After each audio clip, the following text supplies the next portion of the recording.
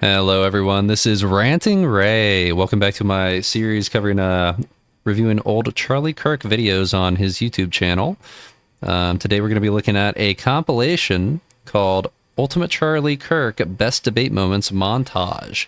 This is from 1 year ago, and it looks like there are about 11 clips. This is going to be a longer one. I am just going to try to go through all 11 of them. Maybe I'll split it into two videos, I don't know. But yeah, let's take a look. Okay, so one thing I want to start off with is, why does your opinion trump over any other people? I think we saw this one, but we'll let it play. Her question, why does your opinion trump other people's opinion? Well, simple answer, if you don't believe in your own opinion, then it's not worth saying and it's not worth believing. So there you go. Plus, if you have a solid opinion, you have the knowledge to back it up with logic, and in Charlie's case, and a lot of Christians' case, and other religious people's case, the faith to back it up. Right. So do you believe that there is? Or we could extend that also to extreme liberals these days, also, which extreme liberals are in this day and age just called the Democrat Party. They just believe whatever they believe without any logical backing or religious backing or any truth or fact behind it. They just believe it because they saw a headline from CNN. Okay, I'll try not to get on too many tangents like that, but yeah. Opinion trump over any other people's opinion. Right. So do you believe that there is a truth out there? Everything is subjective, but there is a right or wrong morally, especially when you're in a cultured society that is based off a set of standards and norms that we act on and we act as. So everything is subjective. So is it objectively true you and I are having a conversation right now? Yes. So that's not subjective then. So not everything is subjective.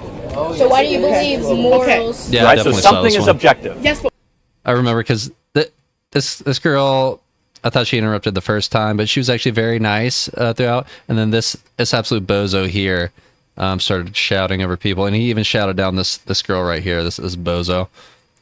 Black on black crime. No. Editor, cut that out or keep it in. I don't know, but I did find it very ironic. This colored individual here suppressed this lovely young lady's voice by shouting her down. Here, very ironic. why do you believe your subjective opinion that trumps probably won't over be other this one. people's Right. opinion? Well, let me ask you another question. I'll tell you. I will answer. Please don't interrupt me. You can. Nope. Let me finish my sentence. I do not want to hear it. I do not want to hear it. Why are you here then? I probably said the same thing first time I saw this. You think that your opinion is over other people's opinions. You think you were right subjectively. Okay. What is right or wrong? Okay. Is murder wrong? Yes, of course. Well, then abortion should Not be in illegal. every case. Answer to question. What constitutes a human? What is a human? Deoxyribonucleic acid and conception. But to me, a forming human it. would be someone with a consciousness who is alive in this world. Well, To guess you, what? You're wrong. So but that's no, fine. you're wrong because I think that's right and you think that's Prove right. me. Prove it wrong. What constitutes a human being? What is the definition of a human being? The creation of DNA that will never exist again, and a soul goes into that moment. I don't expect you guys. What's a soul? A soul? What's a soul? What is a soul? What is a soul? The eternal, indistinguishable, let's just say, non-visible being of your existence. I don't believe that. I don't Well, believe anything is I'm eternal. sorry you don't believe it. That does not make yours Yeah, you Hold on a second. opinion isn't Here's the thing. At some point, somebody's truth has to win. Because guess what? Your truth doesn't matter. That's Guess still what? a truth You've had claim. your truth in this country for the past thousands of decades. Thousands of decades. Not thousands. Whatever. My bad. That's a little embarrassing. But your truth has been the narrative of this country forever. Has it? You think Roe yes, versus the Wade white just straight got male truth- repealed. Abortion was legal in this country for 40 years. And before the 40 years, what was And it? crime dropped Thankfully illegal in 40% most after it And went. on top of that, do you Became- Oh not wait, think- hold on. Do you think abortion lowers crime rates? Crime dropped 40% after abortion became legal. Why is that the case? It's called a statistic. Who has the most abortions in America? Woman. Black people. Is that Black so? Are you women. trying to say the termination of blacks in the womb lower crime? Got her. That's a very racist argument. That is not a Okay. You know blacks have 45% of the I would suggest using African American. blacks. What? Sir, that's a leading question. Nobody bats an eye when anyone says white people, by the way. So If you want to say black people, say black people. A lot of people say black people. In fact, most people say black people this day and age because you don't know if a black person is an African American in the same way that they call white people in America. They don't call us European Americans because we're X number of generations removed from Europe or Asia. A lot of Russia is Asian, or other places. White people come from South Africa. They don't call Elon an African American, even though he's from South Africa. He's an African American, whether you like it or not. So all these kids getting upset that he says blacks. Maybe don't say blacks, say black people, but hypocritical to the core. Sir, that's a leading question. You guys can come up and talk if you want. Yeah, it's 95 degrees. What that gets in? You guys can come up and talk if you want. Yeah. Nah, you just a what, bro? Huh? Hang on. Enhance. Oh, I don't have it on this one. Sir, that's a leading question. You guys can come up and talk if you want. Yeah. Maybe closed captions will capture it. Huh? Sir, that's a leading question. You guys can come up and talk if you want. Yeah, I don't know what he said. it's 95 Something. I don't know what he said. Dismiss. degrees out here, man. So, yes, sir. That's a racist. Okay. No, you're the racist. You're the says that abortion lowers crime rates and blacks have the most abortions in the country. Yes. Not name calling. Wait, is it not Black Lives Matter or is it African American Lives Matter? It's both. Oh, really? Okay, I thought it was BLM, so I say blacks. Okay. He was just okay, not too much, Andrew. Do you believe that you have some sort of privilege that skews your view on other people's lives? Because personally, I don't believe you could step in my shoes as a black woman and relate and understand the things. She is a African American or black woman. Could not step into the shoes of a 25 to 40-year-old white man who has grown up for their entire adult life and even into their teens into their adult life, hearing people all over the country that they've been raised in completely vilify them for being white and male. Right? So you wonder why Donald Trump won in 2024. It probably extends to 2016 too. And that has a lot to do with it. All these people out here, mainly Democrats, it's probably, I mean, I can't imagine it's people other than Democrats, but just constantly vilifying straight heterosexual men for decades. You want to radicalize people, good job. All your pandering to all these minority groups radicalized an extremely large amount of people who before that were completely rational, calm people just living their lives normally. So I feel like it's not fair for you to choose what I get to do with my life. Oh, good point. I feel like it's not fair for someone to choose. Cut that part out. We won't go down that road. Because I'm a black woman in a white society. What does being black have to do with truth? Because there are different White society. We had a black president for 8 years. We had a black vice president for 4 years. Get the fuck out of here. in a white society. What does being black have to do with truth? Because there are different things that we experience, Like what? and my truth might not be your truth. What, you get into college easier than I do? What? Yes, you get jobs and internships that white kids don't get. Oh, we're poor white people. You have entire movements dedicated to your race. We're so like. Check. Okay. Sir, do you remember the Those novel? movements are to get right. This girl was very nice. She acknowledges all of that. You're Do right. you She not says. believe in racism? Of course racism exists. The Democrat Party is still alive and well. Do you think people are racist against white people? All the time. All the time. That's his definition. Affirmative of action is racism. racism against white people. Yes. Okay. And Asians as well. And Asians, that's right. So I do have a question in that sense. If affirmative action is racism, why are most colleges predominantly white?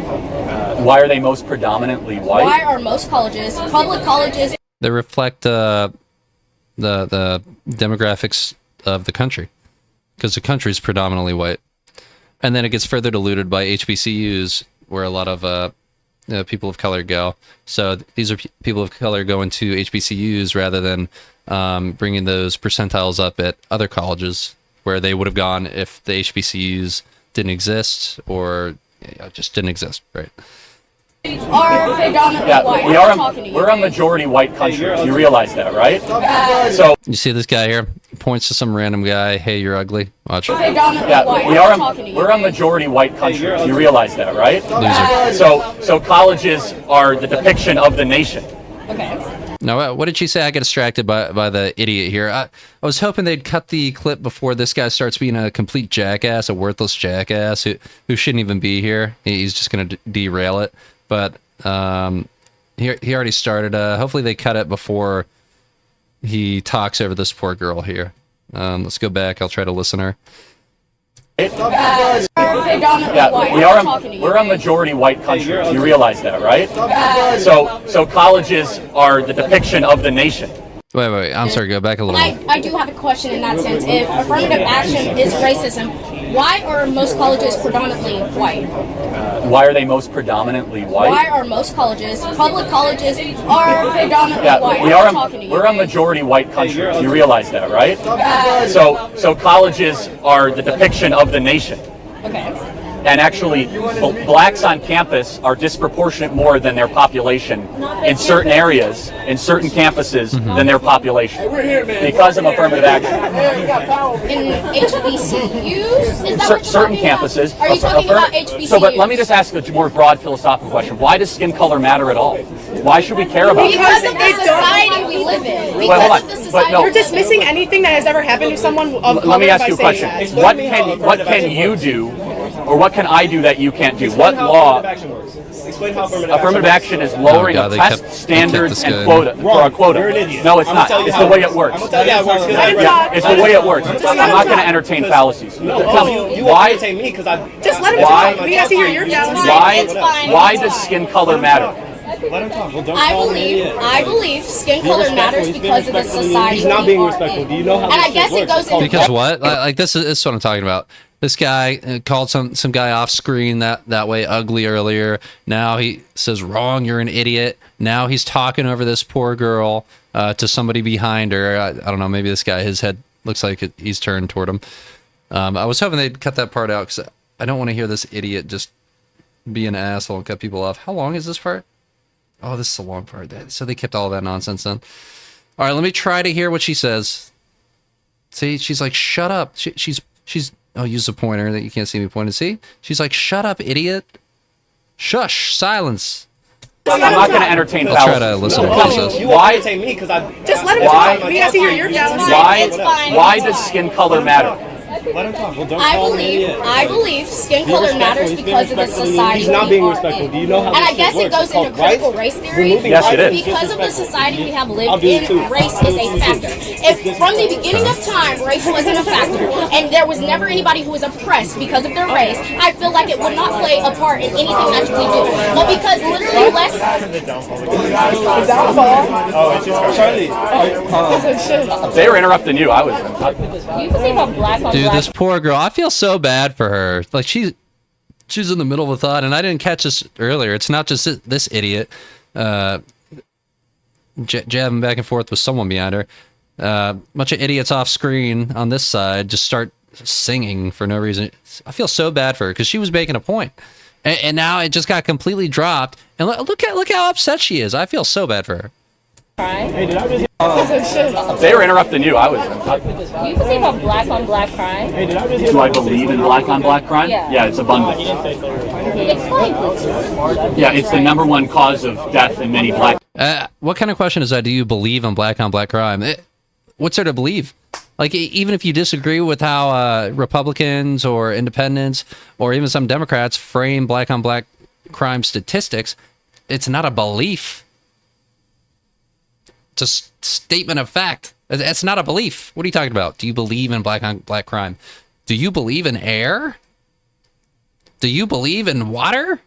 Same kind of thing. I mean, Jesus. I'm just being honest. Like, He is right. Okay. So back to our previous argument that was interrupted. So in the sense of what, like I was saying, you don't believe like because of the history and because races have been oppressed, you don't believe like race plays a part in things, and you don't believe like no, that's not true. No. So, do you know who Thomas Sowell is? You know who Thomas Sowell is? no. I really encourage you to look. Thomas Sowell's great. He's one of the best black economists of the 20th century. Grew up in Harlem, and he's done the best research in the 1940s, 1950s, and 60s black community. And essentially, his argument is that black America was experiencing a renaissance in the 50s and 60s, despite discrimination. Yes. Now, the one part that I would agree with, Hang on. 60s, What despite does this girl discrimination. say? Yes. Now, the experiencing a renaissance in the 50s and 60s, despite discrimination. Yes. Now, Yeah, let me turn my headset up. What did she say? I know she said something stupid because that's all she does the whole time. I think at the end she brings up one good point, if I recall. experiencing a renaissance in the 50s and 60s, despite discrimination. Yes. Now, the one I don't know what she said. Let me turn my headset back down. It's still up. part that I would agree with, But however, it's not the black community as a whole, it's Harlem black community. there's Chicago too, but let's pretend you're right, okay? The one argument that I would agree with, and I'm against systemic racism arguments, the one that I would say, you know what, there was something very wrong is when Democrat Lyndon Baines Johnson came in and destroyed the black nuclear family. If there was one part where I could say, you know what, that We're was on, unjust war and that on has to be poverty. undone, it's when Lyndon Baines Johnson went in through the Great Society The Great program Society, with the yeah. intent to destroy the black nuclear family. Okay. So in that sense, do you believe the war on drugs also played a part? Or Not do you not really. believe in No. the war on drugs? Well, look, I mean, I believe we should be very harsh on drugs, but I think I would give some merit to the argument of some government agencies peddling cocaine in the inner cities. There is evidence to show that. I'm not going to debate it. Do I think it has so for example, like there's one number that I'm fascinated with, right? Single motherhood in the black community was about 28% in 1945. Okay? Now it's around 65 to 70%. Why? Are we more racist than we were in 1945? No. Okay. So then what happened?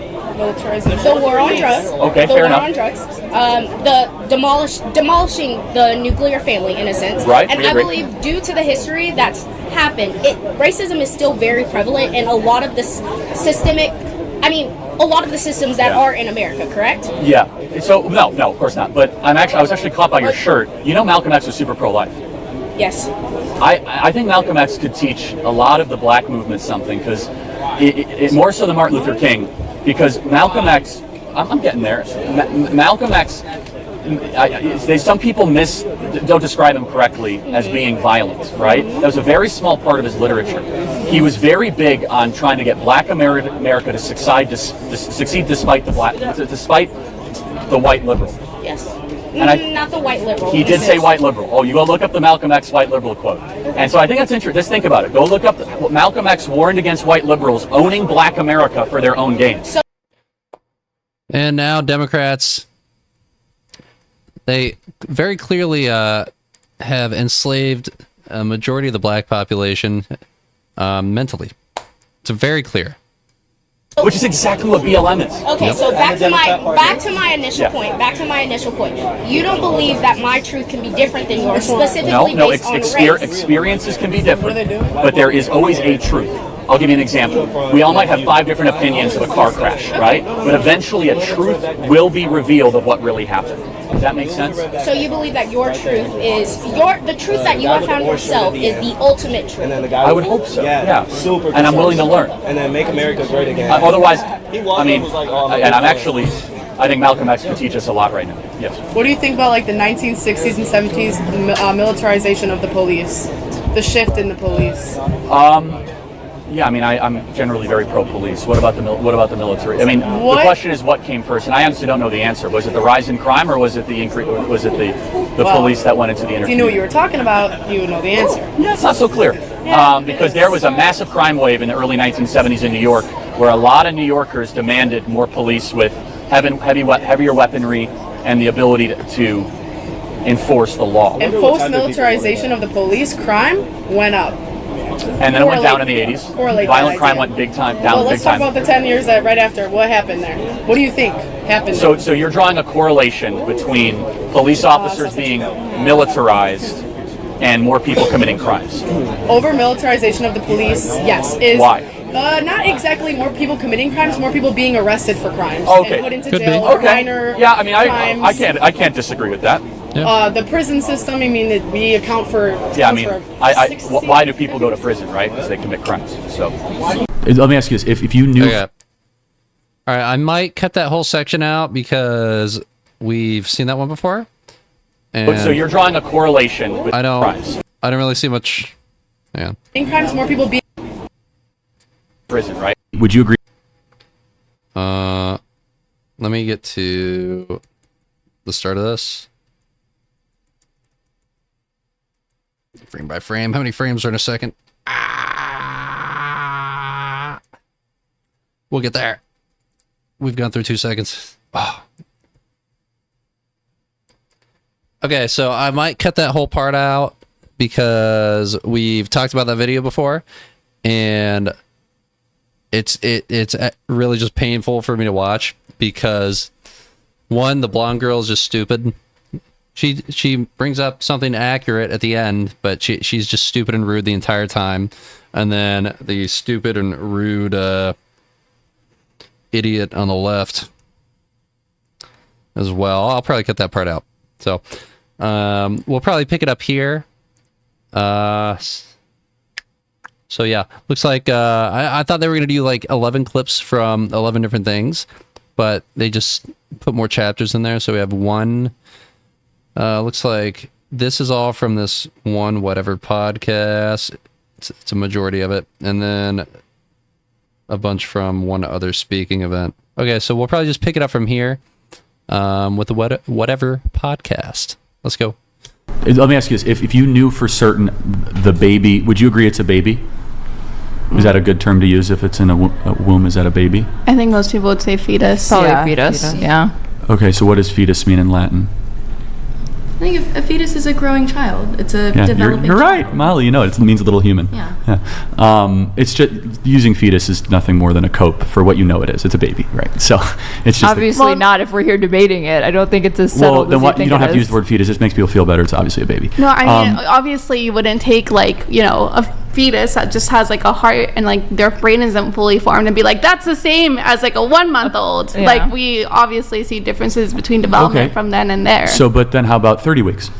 That's where it becomes a lot more contentious. But the point being is that we don't look at a fetus from its beginning stages and be like, yeah, that's the same thing as my like 3-month-old Well, cousin. hold on. That's a 9-month-old is not the same thing as a 1-month-old. Okay, and right? So you can go through the progression of development continues. The question is, when does it start?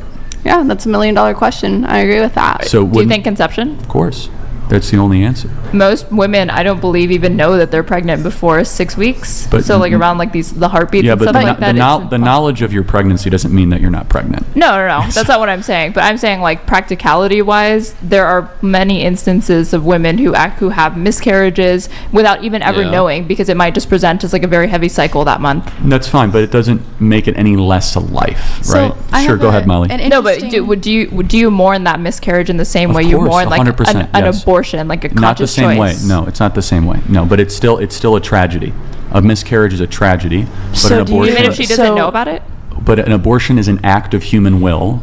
A miscarriage most times is not. Now, sometimes it can be a Right. miscarriage because you drank alcohol and you didn't know you were pregnant, or you might have taken a drug that have side effects. But yes, I have a a question. miscarriage is a tragedy. Yes. I have a question. So, do you care about the children once they're born? I mean, I care a lot about them. Yeah. I do. So, This is a very I don't know where Democrats and liberals even got this talking point. They try to pretend that Republicans and pro-life, or no, that's pro-choice, right? Republicans and pro-choice people only care about the child in the womb, and then once it's born, they don't care about it. And actually, I do know where they try to frame it like that because conservatives are most of the time that they at least they espouse that they're for limited government, reducing government, right? Cutting government spending, which with cutting government spending, a lot of times comes cutting federal funding and government programs, such as sometimes does include things that benefit children or people in poverty, etc., etc. Because a lot of the times things that are proposed are across the board cuts. But I don't know. It seems like most of the time, I don't know. I'd have to look into it. I don't have enough knowledge on the subject of like government cuts and stuff like that. But even with the current government shutdown we're seeing, the big sticking point is cutting Medicaid, right? I think Medicaid. Republicans are framing it as preventing illegal immigrants from receiving Medicare, Medicaid. I think aid is old people. I don't know. I mix them up. Medicaid, Medicare, whichever one's for poor people, not for old people. Republicans are framing the cutting of it as preventing illegal immigrants from receiving this money, and Democrats are framing it as cuts to people across the board, essentially. With a heavy emphasis on people in poverty. So I don't know. It's just how they frame it. And really, I'm not sure what to believe until until a plan like that is executed and we see the effects, because you just see so much. And this is a huge problem with the hyper-partisan nature of politics in our country, right? I don't know what to believe, because everything you see coming out of the left says doing this will have X, Y, and Z effects, and everything you see coming out of the right says no, it won't have X, Y, and Z effects. Actually, it'll have A, B, and C effects. So I don't fucking know.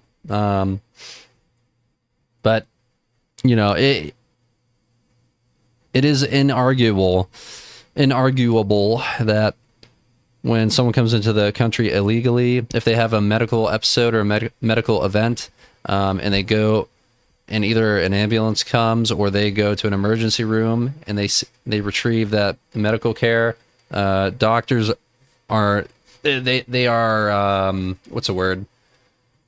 They are compelled by their Hippocratic oath to help that person, and then the hospital bears the brunt of that cost because this person doesn't have insurance or a way to pay or whatever.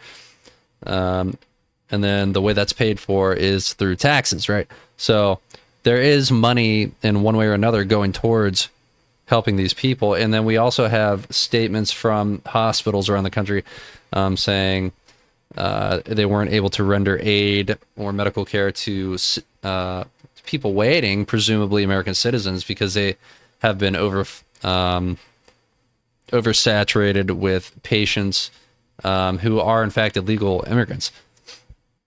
So it seems to me that there is truth from what people are saying on both sides, but because of the hyper-partisan nature of politics in the country at this time, like, I don't know what the exact truth is. So yet, I think the issue is you have some things happening on that support each side's argument, and then that party just clamps onto it and fixates on it and tries to present that as the absolute truth, when in reality that the absolute truth is both of these things, right? So I don't know, man. Well, it's not both of these things, because Democrats and liberals say no money at all is going to illegal immigrants. Well, that's just wrong, right? But when you consider like it cuts to Medicare, Medicaid, the one for poor people. I should look at the difference. I'll probably forget though. When you consider cuts to that, like, I don't know that, like, even if you pass those cuts, illegal immigrants who are still here after the cuts have been passed, if they go get medical care at a hospital, taxes are still going to go to funding that. So I don't know. Anyways, Care about the children once they're born. I mean, I care a lot about them. Yeah. So how And in fact, let's build on this a little more. I would argue that conservatives care more for children specifically, children in poverty, people in poverty specifically, because a lot of them put emphasis on the church and small communities helping people in need. You could call it like socialism on a small scale. Sure, if you want to frame it that way, as a gotcha, go ahead, whatever. But they do put a big emphasis on helping each other. The church is helping people, on getting involved in your communities, and making sure your neighbors are all right, they're good to go. You're helping each other out, and all that stuff. They put a big emphasis on the nuclear family. If you have a mother and a father, you're going to be much more likely to be successful than if you only have one parent, mother or father, right?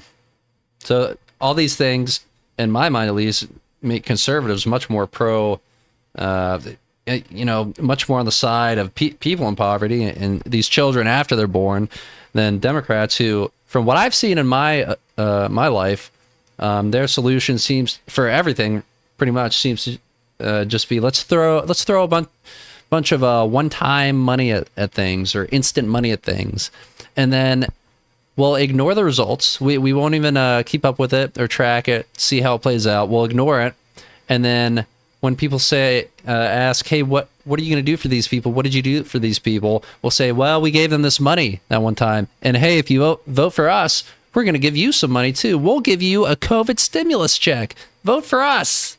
Hey, no, I don't know. So it's just crazy to me. So if say a woman got R-worded or something, or even if she just got pregnant and Grid One Motorsports donated $200. Right? Life is not subjective, and we know this because you were speaking of killing. Why is it so easy for you ladies to kill kids? If your comfort and lifestyle more important than a life you gave created. Anyway, my question was, what was I saying? Oh, if you were saying so if someone forced sex upon themselves, it's the word you're. Or even like not even just that, but say like if the mother was homeless or something, say like she didn't have a good life, do you still think that child deserves to be brought into the world just to suffer? Well, so it's not a guarantee of suffering, number one. One sec.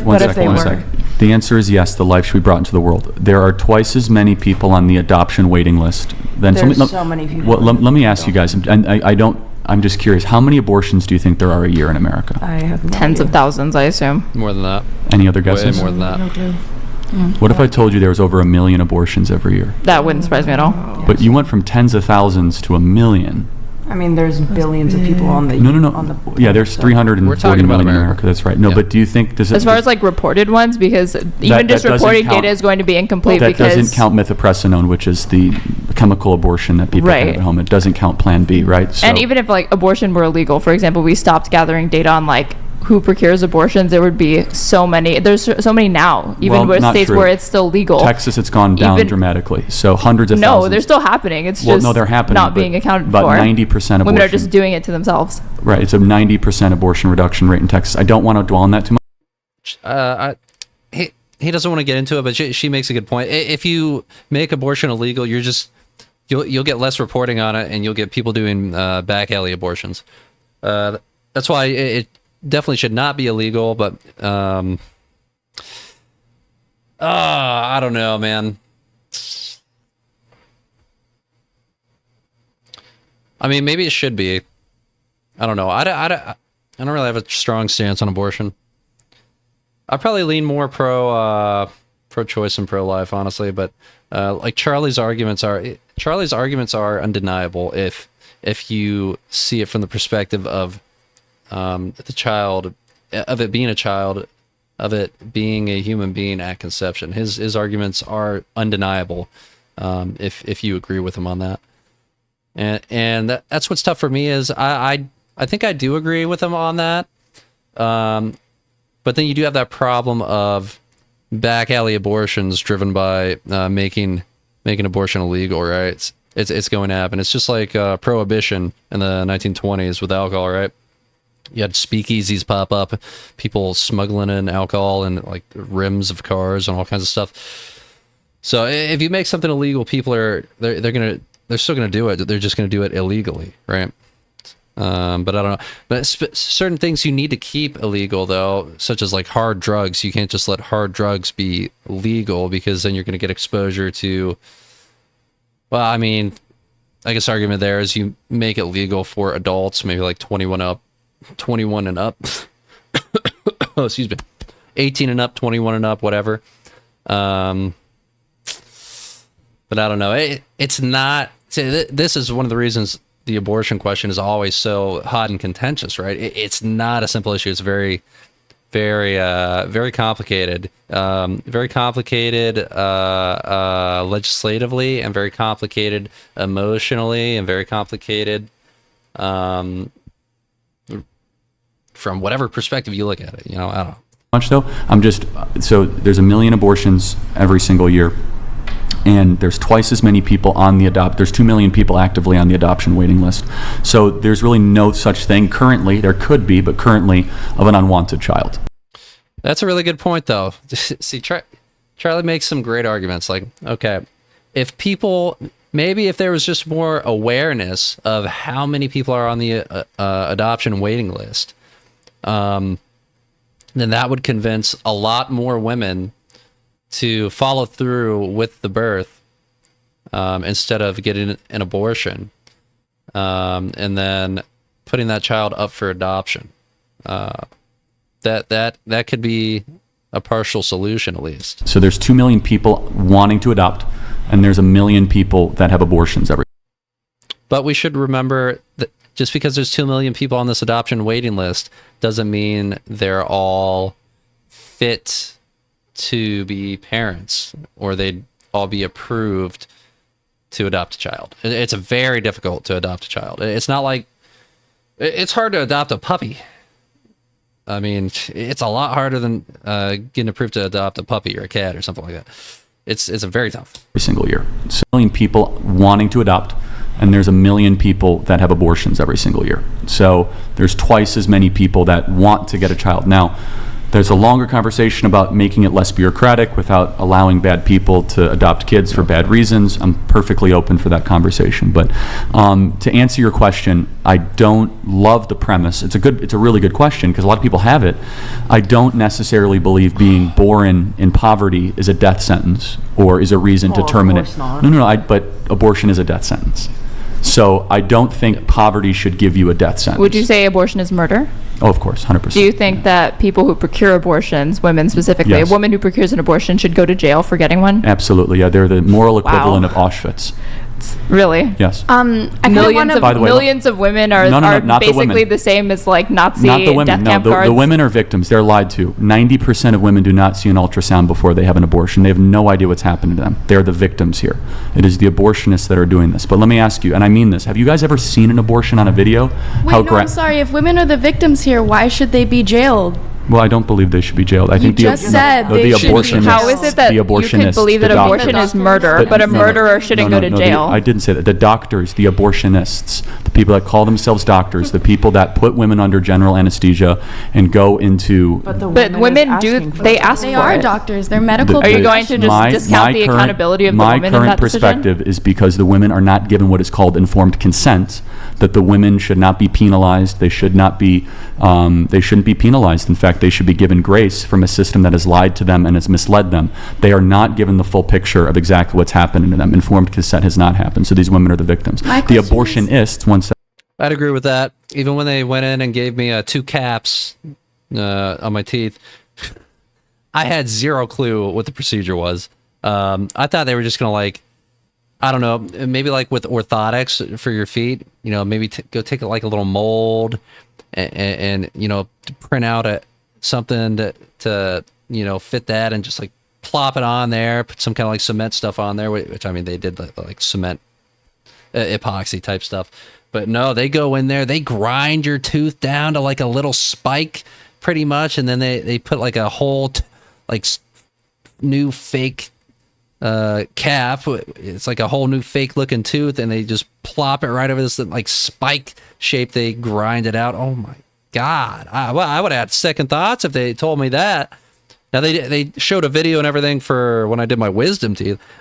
Any medical procedure, major medical procedure, like I think getting caps is a major medical procedure with all the grinding and stuff they do on there. It's terrible. And then, the shots as well, the numbing agents, the numbing shots. It was not a fun time. Not a fun time at all. And also, I mean, they did two numbing shots before, and I was crying from pain, but I was like, I was trying to tough it out. And then thank God the dentist noticed I was in physical pain. He could tell on my face. He asked if I could feel anything. I was like, yeah. And then he gave me another shot. Couldn't feel anything for the rest of it. Anyways, that's tangent. Any major medical procedure, especially for like an abortion, you should be given all the information possible. Before they do it, they should say, hey, did you know there's 2 million people on the adoption waiting list as opposed to 1 million abortions every year? If you go through with the birth, you can give the baby up for adoption, and maybe they can go live a good, happy life with and make the dreams come true of one of these 2 million families. I don't know if it's families or people. One or two of these 2 million people, or one of these families, stuff like that. They should be given an ultrasound at the very least. They should be given all kinds of information on if they I don't know, if they don't think they'll be able to take care of the child afterwards. They should be given all kinds of information on, hey, here's resources to help you in your local community, your local area, all this stuff. They should be given all this stuff before making this life-changing, drastic decision, right? And that's the bare minimum. Like, come on. He's 100% right on this. Of exactly what's happening to them. Informed consent has not happened, so these women are the victims. The abortionists, one second, the abortionists are the ones that know exactly what's happening. And if you haven't seen a video of an abortion, I'm not going to say anything too graphic. It is one of the hardest things to watch. The baby fights, the baby struggles, the baby dodges, the baby avoids, they break the neck of the baby, they euthanize it to the spring. It's not a joke. Sorry. And then they tear it limb from limb through there. If you're trying to tell me that's, that's like a if you're talking about they're called dilation and extraction abortions. No. Yes, hold on a second. But if you're talking a baby about has a backbone at 6 weeks and a spine. It has a complete figure. It's small. It's like probably as small the size of like a grape. Yeah. Yes, but just random side note: if you've never seen a time lapse of like the spinal structure being formed in utero, one was put out like a couple days or a couple weeks ago, or maybe a couple months ago. I saw it like a week ago. It's pretty cool, actually. They did like a sped up time lapse of it. It's really cool. I'd recommend going and looking it up. Spine. It has a complete figure. It's small. It's like probably as small the size of like a grape. Yeah. Yes, but by 8 weeks or 12 weeks, and you're talking about. But the vast majority of abortions are performed in the first trimester. Yeah, that's right. So when the type of abortion that you describe is literally the like minority of the time, and those are wanted pregnancies because usually those women want those pregnancies. They weren't able to carry them to term. They don't know they're pregnant till they're 6 weeks. To your point, they weren't able to carry those children to term because of health risks to their own life or to the infants. Right. So, without getting into that, no infant should be terminated because of health risk to the infant. Okay, that's insane. It's like you're going to kill the baby because the baby has health risks. Not just health risks. These are let me ask you. These are medical. Hold on, Down syndrome. Yeah, like should we stillbirths abort Down syndrome kids? It's a very Spartan thing she's arguing for. Spartans would take children with medical issues, physical deformities, mental issues, etc., and they. Not children, babies, once they're born, and they identify these issues, and they would throw them off a cliff. So it's a very Spartan thing she is arguing for. And I can't imagine many people at all agree with her. My greatest fear is if I'm fortunate enough one day to meet my soulmate and have a child, my greatest fear in life, and it's been this way since I was a teenager, I've been thinking about this stuff a long time, is that I have a child one day with some kind of physical or mental deformity, and I don't know, like that shit keeps me up at night. So like I understand the sentiment behind her position, but that's crazy. I can't imagine many people at all would agree with her. No. Iceland has. They said if you have Down. back. Syndrome. Yeah, like Should we stillbirths abort or Down syndrome kids? No.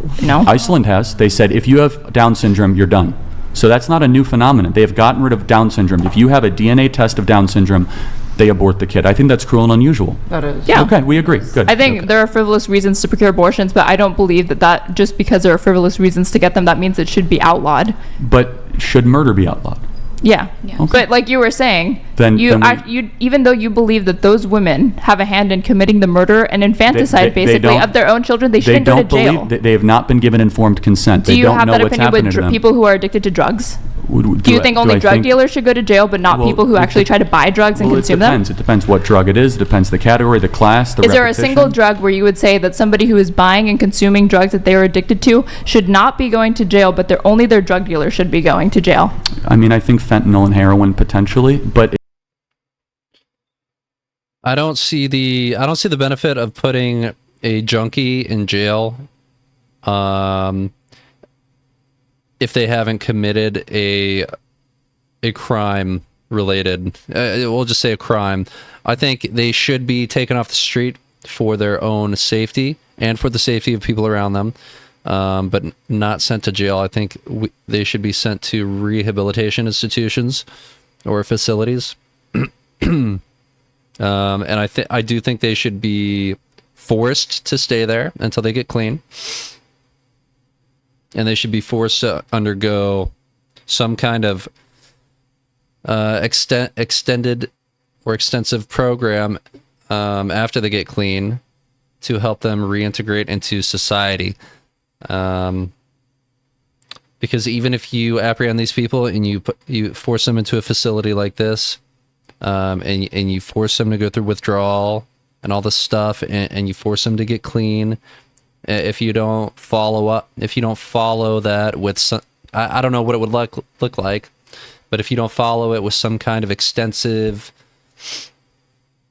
program to reintegrate them into society, and maybe in some kind of gradual manner, maybe with supervision, etc. Definitely some kind of therapy sessions. Maybe get there if they have family in the area or living family. Get them involved in the process as well. Include include interventions, even though at this point they would have already gotten forcibly clean. Do like interventions so they can see how their choices, how this stuff has been affecting their loved ones, people close to them, stuff like this. I think that would be necessary, and that would be way more beneficial than just putting these people in jail. Now, as for the drug dealers, I think the drug dealers should be dealt with how Donald Trump has been dealing with drug traffickers from Venezuela the past month or two. And if you don't know about that, I'll let you go look into it. That's how I think drug dealers should be dealt with. Continue. But only their drug dealer should be going to jail. I mean, I think fentanyl and heroin potentially, but it's a completely separate issue because a lot of people know the informed consent of heroin and fentanyl. It's not. We have PSAs, we have billboards. Stop using fentanyl. Stop doing fentanyl. How many times have you heard that? Have you ever? But they have a chemical dependency now that prevents them from being able to make that choice. How often have we ever had an honest conversation with women in this country saying that having an abortion increases the chances for depression, anxiety, medication dependence? So does having a kid. Well, hold on. Having children carries all of those same risks. You think having children? You think having children? No, don't mischaracterize me. No, that's not true at all. I'm not going to say that having a child necessarily gives you depression or any of that. That's what she said. It can come with it. Like postpartum depression, for example, is extremely common among young men. It's temporary and short-lived, and obviously. Not always. For some people, last years. So is the depression from temporary and short-lived. That's not permanent. You think but when years of living with postpartum depression can simply constitute a temporary medical issue? Let's theoretically even grant. So you're saying because of potential postpartum depression or financial burdens, the moral answer is allow women to go in. No, that was never my argument. This had nothing to do with morality. This was a completely separate question. I'm only saying that I feel like you're trivializing and downplaying how serious conditions like postpartum depression can be when you want to write it off as like a temporary medical issue real. When it can be years-long battle, especially if it's Killing children is a serious choice. So what percentage of abortions, according to the Guttmacher Institute, are not rape, not incest, and not life of the mother? What percentage would you say? Probably the vast majority. 97%. Yeah. So is abortion now birth control, yes or no? No, I don't think so. I think it's situational to each and every Molly, do you think that birth control, it could be called birth control in certain situations? Because you're talking about over 1 million abortions, but there's tens of millions of women that are on birth control, that have IUDs, that take birth control pills. So obviously, that's not the only reason why. But it's a form of birth control, is it not? It's a form of birth because control, sure, but you acknowledge that it's not the predominant form of birth control. Well, no, I didn't say that. I don't know how the Plan B pill or IUDs work, but I think the road Charlie's going down here, and this could just be based off my ignorance of how these devices and pills work, but taking into account my ignorance of how those work, I think the road Charlie's going down here, it could also lead you to say that condoms are a fourth form of birth control. So I don't know. Not sure I really agree with him on this. Hold on, I said it's birth control. Yeah, but we're not disagreeing with the category. I'm talking about the prevalency of it. If it's birth control, then why would... You know what? Let me look up how the Plan B pill works.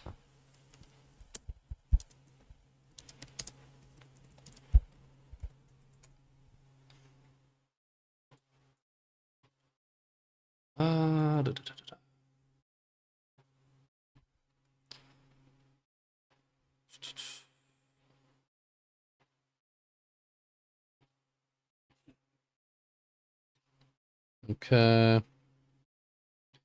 Take it within 72 hours after unprotected sex. The sooner you take it, the better it works.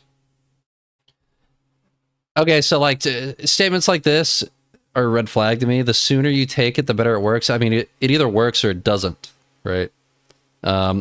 Maybe they mean the sooner you take it, the higher percentage chance that it will be effective, but it either works or it doesn't work. So like statements like this are a red flag to me. Obviously, it's going to be a pro choice website because it's the Plan B pill. But like when you throw statements like that in, that's a red flag to me. Helps prevent pregnancy before it starts by temporarily delaying ovulation. Oh, interesting. Okay, and excuse my ignorance of everything.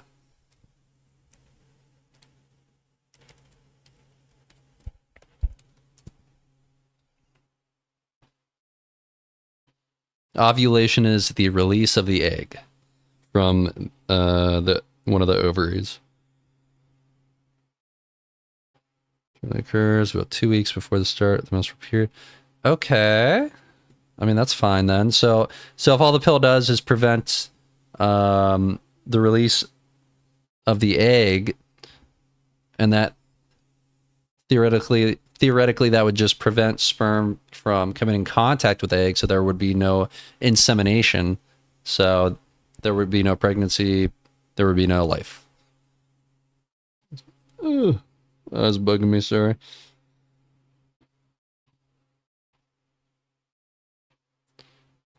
Okay.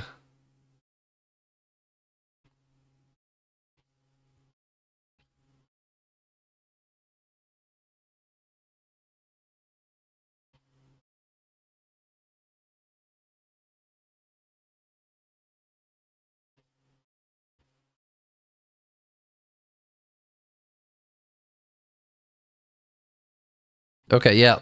So I don't think I agree with Charlie about the Plan B pill, because if there's no insemination, the whole argument of the pro-life side is that once insemination occurs or contraception, or sorry, not contraception, conception. Once conception happens, that is now life, right? So if the egg is never released and the sperm never inseminates it, then there's no conception. So, I mean, I would not agree with him on Plan B at all. Would we allow it to continue if it's not be an adoption? If you put the rape incest, I wouldn't agree with him that Plan B is a form of. That Plan B is a form of abortion or murder or whatever, you know. then why would we allow it to continue if it's not, if you put the rape, incest, life, the mother, which we can debate. I didn't. But no, I'm going to put that aside for a second. Then why should we allow a horrific procedure to continue that has such heavy and dire consequences and results in a child not being able to live outside of the womb? Because that's you're the mother's loading it choice. so much by saying a horrific procedure. Hold on, Most so- women who procure abortions actually report being happy long term because they made the choice, because there's many different reasons why women get abortions. Some women aren't in a financial position. Yeah, I mean, I'm sure if you, there's nothing saying if you get an abortion, you can't be happy, right? I mean, that's not really a talking point or an argument at all to me. Like, duh, go be happy, whatever. Long term, because they made the choice, because there's many different reasons. And that's also not, that also doesn't mean that they wouldn't have been happy if they had the child as well. Like, that's not something you can even measure, because you only have that one person, and you can't measure that person's choice against a choice they would have made or a choice they didn't make, right? Abortions actually report being happy long term because they made the choice, because there's many different reasons why women get abortions. Some women aren't in a financial position to have a child at that time and actually decide to have children later. How'd they get pregnant? What do you mean? They had sex unprotected or an accident. So they want the orgasm without the responsibility. Do you think the majority of women are having orgasms in sex? Are you serious? Have you seen the studies on orgasm gaps between men and women? I'll be honest. So they want all the pleasure. They want all, but it's you want all the loose lifestyle, but none of the responsibilities. Now you're framing it like the punishment for having it should orgasm should be punished. No, the way that you're framing it, which is it's not a punishment. Oh, you It's want the called a cost. loosey-goosey parts of sex, Hold like on. the orgasm, but you don't want the responsibility of a child. It's like, yeah, some people want to be able to have sex. Okay, no, you articulate it not have perfectly. kids. I'm going to be able to have sex how I want, and if I have to go put a dagger through, or have someone put a dagger through a child for me, then so be it. Sure, I guess. Okay. Yeah. No, that you're being morally clear, and basically it's my body. I can do whatever I want with it, even though. Let me ask you a question. Even though, like I said, most women don't regret their abortions at all. Like the vast majority of women report happiness and being okay with their decision. I'm sure you think that they're lying or they're indoctrinated or delusional. But if it's not your DNA, how is it your choice? What? If it's not your DNA, why is it your choice? It is. No, it's the baby has its own the DNA. child to Your gestation. partner's DNA, and then it forms into It has its own unique DNA that's not yours. It's part of your DNA. It's 50-50. It's half. Oh, so should the man then be able to have veto power over abortion? Well, the point is the man isn't the one incubating the child. So I thought if it's about DNA. But I never made the DNA argument. You did. The argument that I was going to make was, or I was going to ask you the question, do you think another person has a right to your life and your body? Does another person have a right to? Well, they might. Oh, poor girl. It's such an easy point to flip back on them, especially since, from all the conversations I've seen, they almost always admit that the kid has its own body, and then he just flips it right back on that. Well, you don't have a right to make decisions on behalf of the kid, the child, the baby, the fetus, whatever. Such an easy point to flip back. And has a right to your life and your body. Does another person have a right to? Well, technically, because abortion was legal when I was in utero, someone did have a right to my life and body. Oh, hey. And my mom chose life. Praise God. So did all your moms. Yeah. My mom the actually wanted argument. an abortion. Are you glad that she didn't have an abortion? No. So you would rather be dead? I don't know. I mean, life can be difficult. If she didn't exist, you would not be able to even know what you never materialized. A couple people wanted to come in really quick. It looked like you wanted to come in. I'd like to give you an opportunity to speak. Then I think you had more, Pixie, than Molly. Go ahead. It was just backtrack just on what he was saying on not wanting to have the responsibility.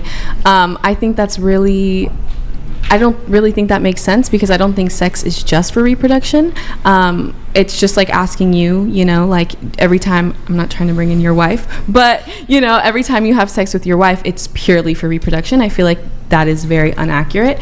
So I mean, it's hard to expect everyone who isn't in a marriage to just not have sex just because they don't want to get pregnant or just because they don't want to have that responsibility. Wait, did you even make the argument that sex is purely No, I didn't. I don't think you did. But Angel's making a good point, and I want to give her credit for this. What she's saying, and it could be misunderstood that I was saying sex is strictly for reproduction.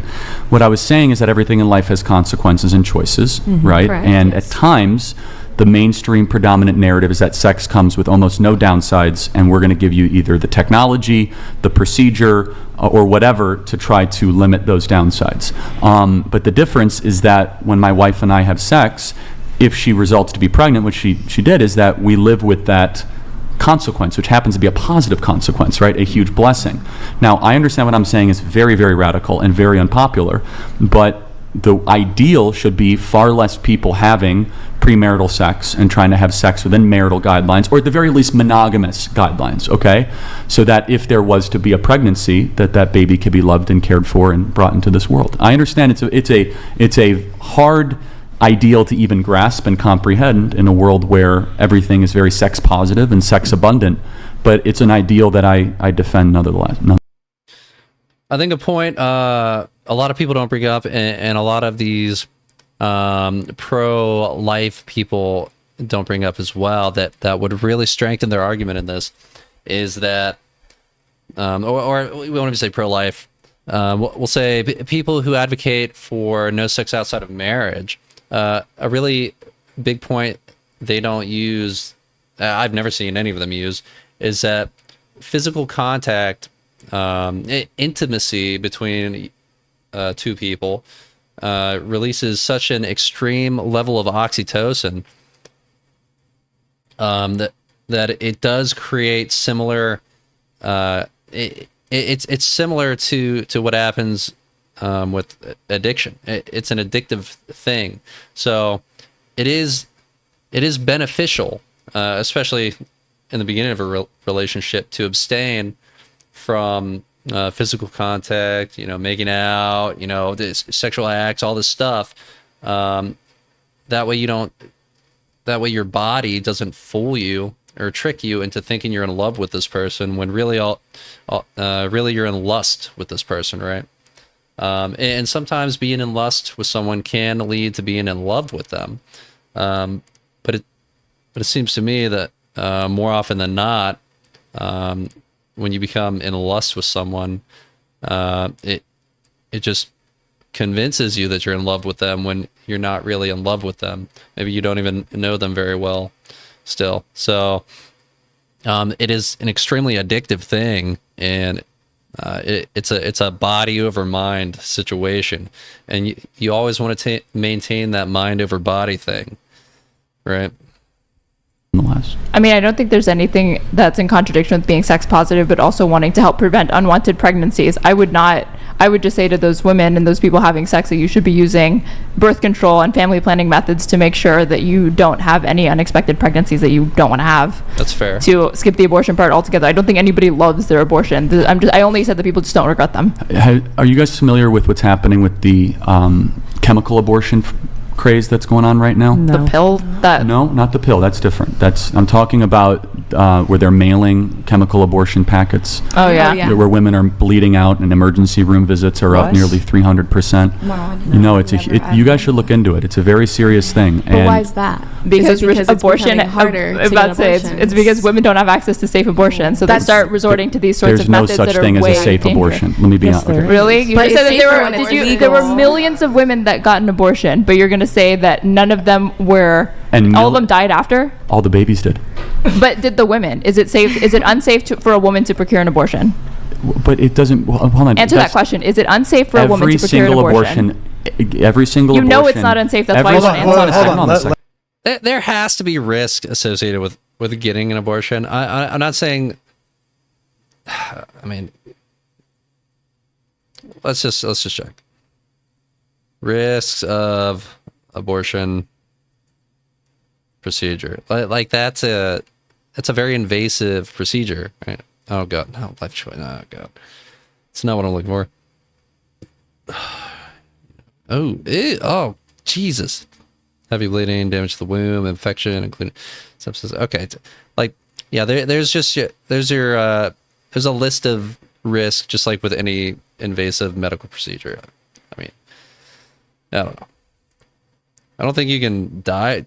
You'd have to really fuck up an abortion to die from it. But let them answer. Every single abortion has a victim necessarily, and many times has a woman full of regret, that we are now seeing, and I'm not going to make up numbers out of nowhere, but there is a growing community of abortion regret, including, people that are speaking out and they're saying, I wish I wouldn't have, and it resulted in either difficulty to have children in the future or mental trauma. Why do you care about their life? That's a good question. Or what about the moms like her question. mother, who I wish I actually had an abortion because that wasn't the life path that I wanted to go down, but it was one that I chose to make. Do you care about those? I care about all people. So why do I care? Do you care about that specific opinion? Somebody who regrets not getting an abortion. Regrets not? No, I don't regret that mothers wanted to murder their But do you care about the opinions of moms who actually say, I have a child, but I'm not happy with having a family. I actually wish I had gotten an abortion. Do you think that Why don't they just kill their kid then? I don't think that it not necessarily follows that if you regret not getting an abortion that you're going to commit murder. But it's the same thing. Yeah, just put your kid up for adoption. What about adoption? If you regret it so bad, just give it. I don't think most people at that point, they're not going to put their kid up for adoption. Why not? You regret it. No, I'm not saying anything's stopping them. I'm saying most people are not going to do that. But if you ask them, would you have rather had an abortion or a family? Some of them might say, yeah, actually, having a family and raising a child is very hard. I actually wish I had an abortion. I don't doubt that opinion might be held. Not everybody is fit to be a parent. But let just answer your question really quick. Why do I care? If you cannot get the life question right, then you get every other question wrong. When does life begin? And I care about the innocent. I don't like bullies. I don't like evil. And I believe it is an act of evil to destroy those that can't defend themselves, including the 1 million babies in Are you pro-contraception? Are you pro-women? Personally, or I'm agnostic on the question politically, meaning it's legal, so be it. Okay. But I wouldn't consider it to be a good lifestyle choice, including most specifically hormonal birth control. Now, mind you, I'm over my skis on this being a man, but I will yield to the growing community of women on both sides of the political aisle that are ditching their hormonal birth control because they say, I don't like the way it makes me feel. They want an IUD, which is a non-hormonal form One second, of birth control. but there is a growing body of literature by Dr. Daniel Amen and many other people that show that the pill increases anxiety and depression and certain types of ideation. So again, I am not going to act like an expert on that, but that's a legit community online of people that are ditching hormonal birth control. I think the way that you're phrasing things of murdering the babies is quite interesting, because I don't think in any other example where we have a person and their life is somehow connected to someone else, if they decide hey, I don't want to do this anymore, I don't want to give my kidney to this person, I don't want to continue this blood transfusion, I don't want to continue this process, we wouldn't go and point at them and be you're a murderer. So I just think that there is a distinction to be made here when you're saying oh no, they're murdering babies, by just deciding that hey, actually I don't want this fetus to continue using my lungs, my blood, my organs to continue developing. Would you call somebody who doesn't want to have give a blood transfusion or give a kidney or something like that? That's a good question. That's actually a good faith question. So if I had the specific type of blood type, okay, and in a hypothetical desert island, there happened to be a medical facility, and somebody right there needed a blood transfusion, and I said no, I would be complicit in their death. I'd agree with that. If you're the only option who can make that donation in a manner timely enough to save that person's life, and you're aware of that and you refuse to do it, then yes, you are 100% complicit in ending that person's life. 100%. Yeah, I mean, it's really just that simple. You have elected not to save that person's life. Yes. Okay. I'm saying that is the extrapolation of the hypothetical you articulated. So what is complicit to the point that you should be punished if you refuse to render aid to that person? Let me finish. Aaron, let Pixie finish. Yeah. Okay, so if the government decided, hey, you know what, let's say Joe Biden is put in the hospital, and you're the only person, for whatever reason, in the world that can give him a kidney, and you have to basically give him constant transfusions of blood for the next year, would you be a murderer if you decided not to do that? Well, first I would do it, even though I can't stand Joe Biden. So, yeah, just for the record. And if it was only for 9 months, yeah, I'd do it. And if you didn't do it, do you think you should be punished with jail time or worse? It depends the type of informed consent that goes alongside of it, which goes back to why I believe women are lied to and women are victims in the abortion process. Yes. And yes, there are exceptions where women really know what's happening. I was going to say, even very, very rare. However, I don't think the law should go towards women. I think they are. First of all, I just think that there should be grace and forgiveness, because a lot of women go to abortions in crisis. They feel overwhelmed. They are they feel as if the world is against them. The abortionists, let me be very clear, the people that call themselves medical doctors that know better, that actually do the very damaging, graphic removal of the baby, those are the people that I think should be focused when it comes to the law. To your point, though, if for 9 months I would have to live a tougher life for another human being to live, I would do that. Wait, but it's not just wait, I want to be clear. Would, like what Aaron was saying earlier, so do you think the government should be able to punish you for not doing that? Should you be able to go to jail, or should the government be able to send you to jail because you didn't want to give blood transfusions to Joe Biden for 9 months? Should the government have that ability? It depends if I knew the totality, if there really were no other options. If I said to, if all of a sudden in this theoretical stranded desert island, in this abstract thing, and I had all the informed consent, and Joe Biden was dying, and he said, "Help me out, bro, I need 9 months of your blood," and I said no, I would be at the very least third-degree murder. Yes. Do you think that in that stranded, because all of a sudden if I let him go and I say, no, I'm not going to give you my blood, I'm not going to give you my stuff, I personally wouldn't be able to live with myself. If I have something that I don't need, maybe you guys agree or disagree. If I have something that won't, and this is my own personal, you guys could disagree, but if I have something that will make my life more difficult for 9 months, to use the analogy, right? But it meant another life could continue, I would sign up in a second. All right, so I've been... Okay, good. He wrapped that up very nicely. Yeah, 100%. If you know you're the only donor who can save this person by providing that donation, and with that knowledge you refuse to help, then you are complicit in that person's death. 100%. 100%. Good conversation. I'm actually shocked at how genuine and curious, and how much in good faith these ladies approach this debate, this discussion, this conversation, whatever you want to call it. It's genuinely shocking to me how much more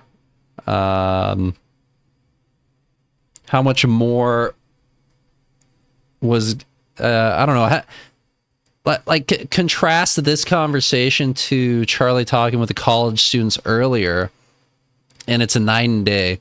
When you would expect college students who are on an institution of higher learning, where they're supposed to be encouraged to debate each other and grow intellectually, right? When you contrast them with these ladies here, and if you're not familiar with the Whatever podcast, what they do is they bring on, normally it's sexually promiscuous women, like OnlyFans models or porn stars or former sex workers, stuff like that. And that, I mean, you can tell that's what these ladies are, like, just looking at them, right? To see them approach a discussion like this, and so much better, so much more respectfully and intelligently than those college students from earlier, is just really kind of mind-blowing to me.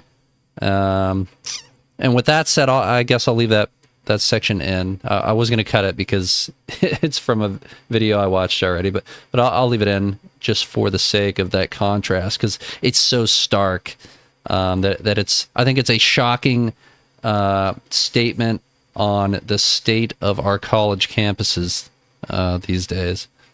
It's terrible. All right, let's watch the third and final part. I believe the rest of this is from one of Charlie's talks. Meant another life could continue, I would sign up in a second. All right, so I've been watching this for some 20 odd years. Just... Oh, ma'am, you've been doing it forever. Welcome to the First Amendment. Here we go. Sir, can you just stay focused on me? Taxpayer-paid jacket? Sir. Thank you, I brought it overseas. All right, sir, just ask me the question.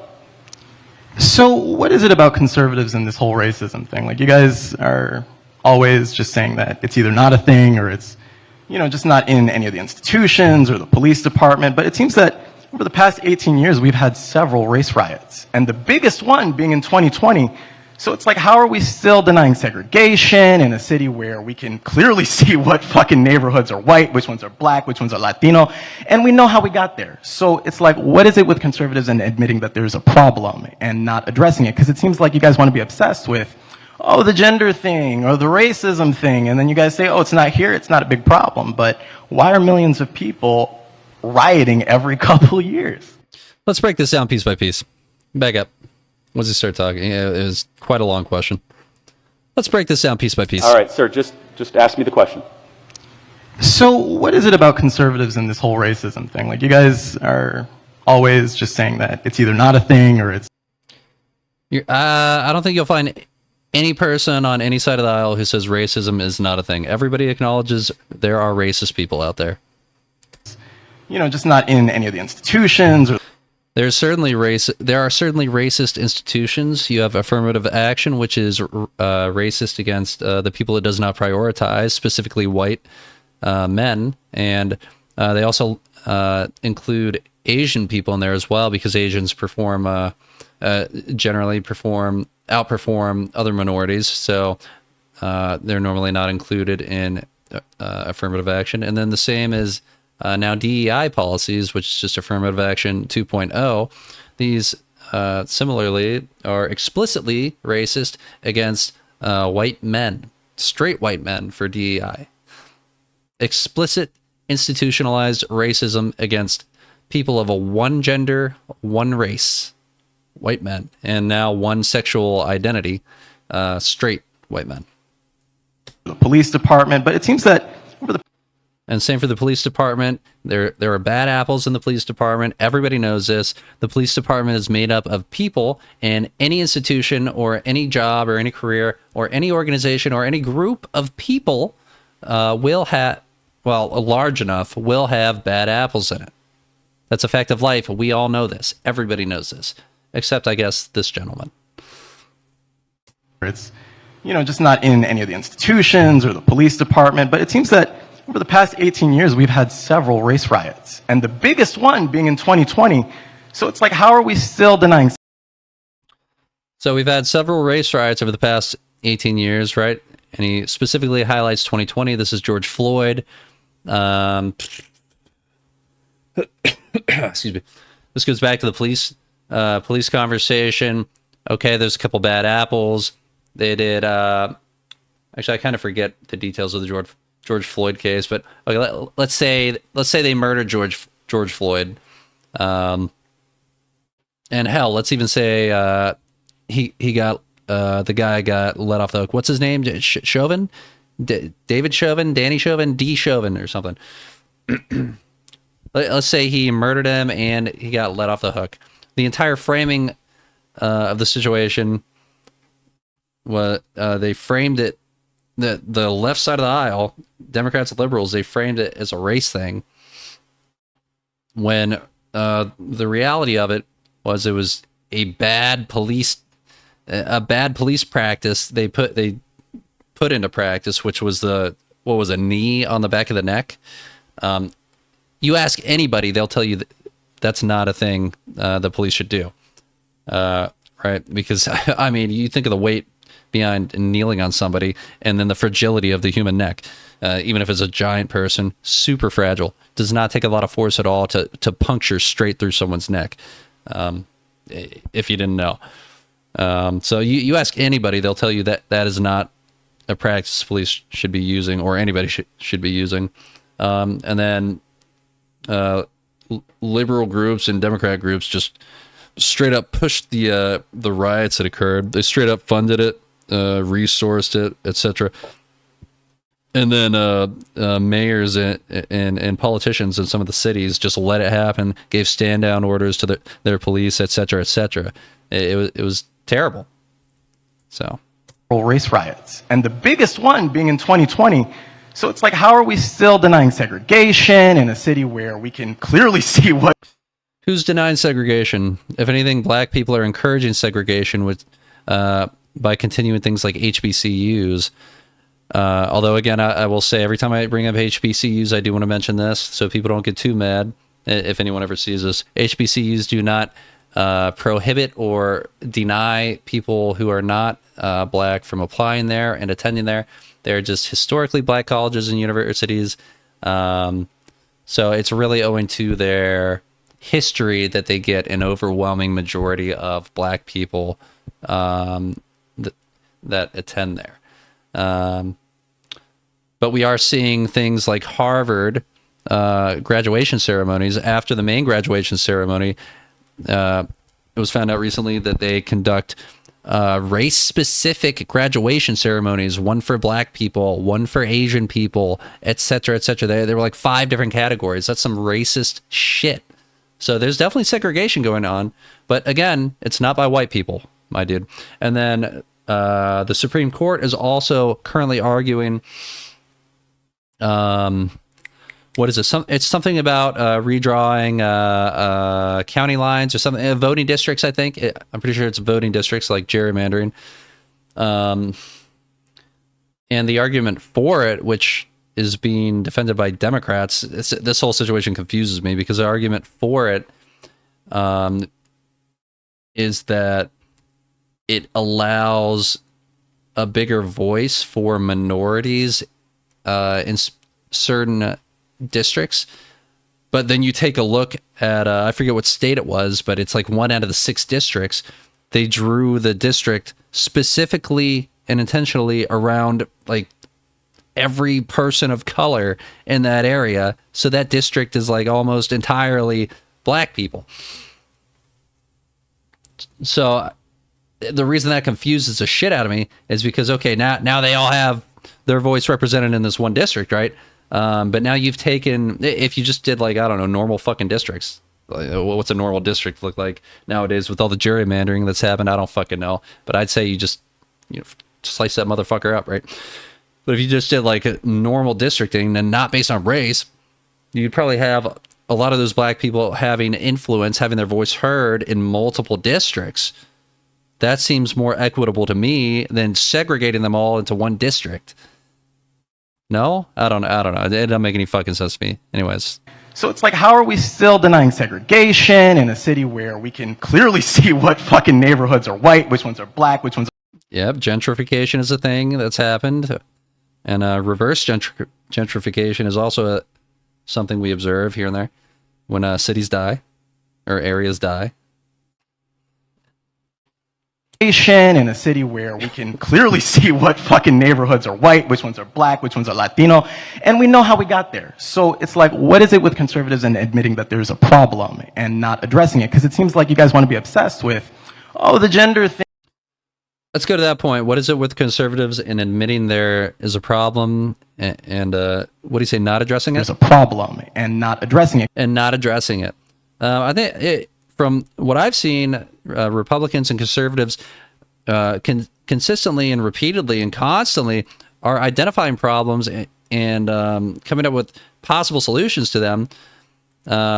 But they just get stonewalled by people on the other side, by Democrats, liberals, what have you.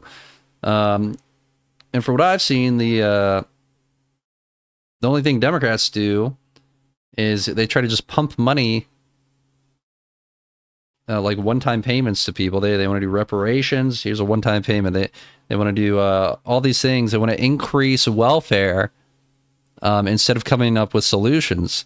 Well, just giving people free money it's not gonna set them up to be successful in life. It's not gonna make them better. It's not gonna improve their conditions long term.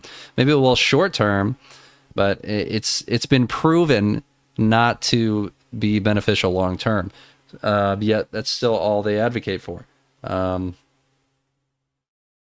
I don't know, man. Like simple things like, hey, put some armed guards outside of schools. Put some metal detectors there. That's where some of the money comes in. You need money to do metal detectors, get people to run them. I'll tell you what, some of these teachers who run the metal detectors and check bags, not great. They don't do a great job. Hey, all these kids that bring instruments in. I was a teacher for a little bit, not a long time, couple months. Some of these teachers who they're supposed to check these cases with instruments, they don't be checking all of them. No. So it's not good. So just simple things like getting a couple armed guards, one at each door, metal detectors, and then you would have to get, maybe these armed guards could perform the inspections on bags, cases at the metal detectors, and then after they do that, they can go post up outside the doors for the school day. They got to get teachers off of that, or they need to get someone in a supervisory position right there with the teachers doing the checks, because some of the teachers, they don't be doing it. Anyways, got off on a little side note there. Let's listen to more of this ingenuous person. We got there. So it's like, what is it with conservatives and admitting that there's a problem and not addressing it? Because it seems like you guys want to be disingenuous. My bad. Obsessed with, the gender thing or the racism thing, and then you guys. Does anyone else think it's crazy that this guy's calling conservatives obsessed with the gender thing or the race thing? Like, huh? The MO of the Democrat Party since before Obama took office, or probably started with his campaign, has been racial and identity politics. That's their MO. And I think that's where Kamala Harris lost a lot of people, because she rejected having Pete Buttigieg as her vice presidential candidate because he's gay.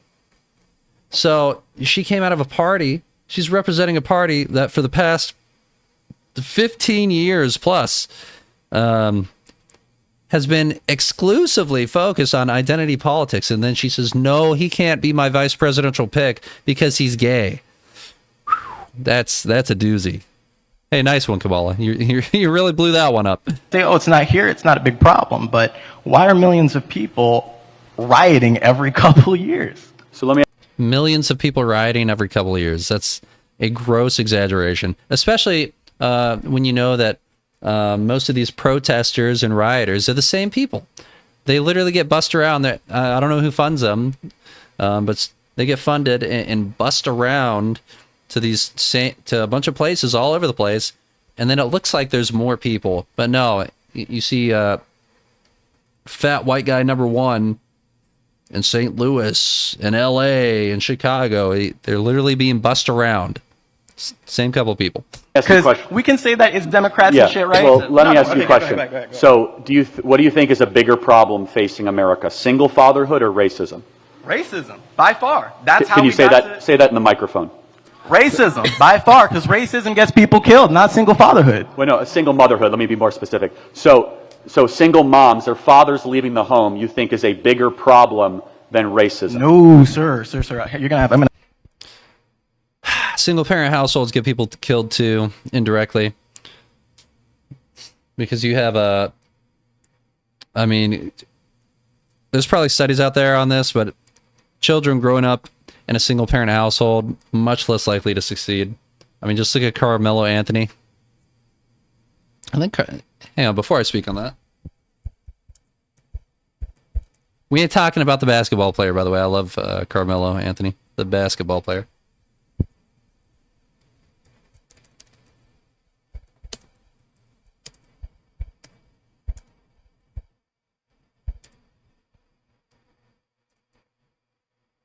See, Google thinks Carmelo Anthony.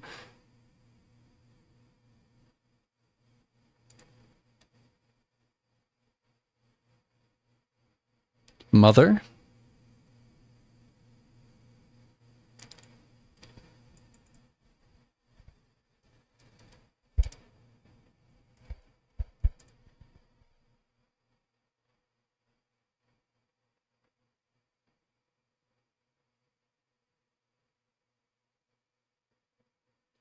Okay, that's not a good example then. I was going to use that as a specific example, but the point is... I knew I should have got water before I did this. The point is, children who grow up in single-parent households are much less... It's harder for them to be successful, and that can exacerbate many types of situations, emotional situations, their emotional fortitude, all kinds of things that can lead to violence, etc. Of course, there's racism out there, and you do have things like racially motivated crimes and violent crimes, but I would argue that a lot of those also stem from single parent homes as well. So it's not an either or, they're interconnected. And I think just using a word like interconnected would confuse this gentleman. So I'm gonna repeat that one again for you. I think racism is a bigger problem than fathers being outside of the home. However, I do see fathers not being in the home is a problem. Let's make sure we're defining our terms. How would you define racism then? I think I saw this one too. Racism is a system of oppression used by a certain group using prejudice, institutional power, and it's situated by the media, government, and all these other institutions. Give me an example of one thing you as a black man cannot do that I as a white man can do in America. Got you. Okay, so about 2 weeks ago, right, I went to a DeSantis rally. Got my ticket, all that good bullshit. Been to a million different, rallies of a kind. All right, I'm gonna cut it there. So it was a jerk at a DeSantis rally, so they kicked him out. Yeah, we saw this one too. The only one we didn't see in this was the Whatever podcast, which we went through. So there's nothing beneficial from watching this a second time. I think watching the college students at the beginning, that was a good contrast to the Whatever podcast, because like I said, the unruly, rude nature of the college students, with the exception of the one black lady who spoke a lot. I thought she was very nice, and I felt bad for her when the other kid interrupted her a bunch. But I think the contrast between that group as a whole, compared to the group of sex workers and former sex workers on the Whatever podcast, these ladies. These ladies right here. That contrast is striking and is truly a testament to the degradation of our higher education institutions today. But yeah, thanks for watching. Like, comment, subscribe, all that stuff. And yeah, I'll see you later. Peace.